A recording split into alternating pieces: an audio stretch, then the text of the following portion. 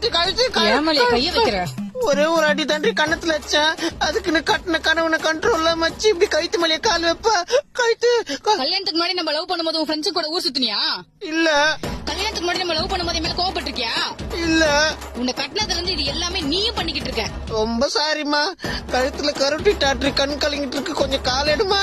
இன்னைக்கு வேலண்டைன்ஸ் டே. பீச்சுக்கு போலாமா, பார்க்குக்கு போலாமா, படத்துக்கு போலாமா, எங்க வேணாலும் போலாம். கரண்ட் பில் இருக்கே அது கட்டிடுறேன். வீட்டு வாடகை ஐயோ அது என் கடமைமா. அதுக்கு என்ன மணிங்க வெளியே கூட்டு போகாம இருக்க முடியுமா? அதுவும் வேலண்டைன்ஸ் டேக்கு.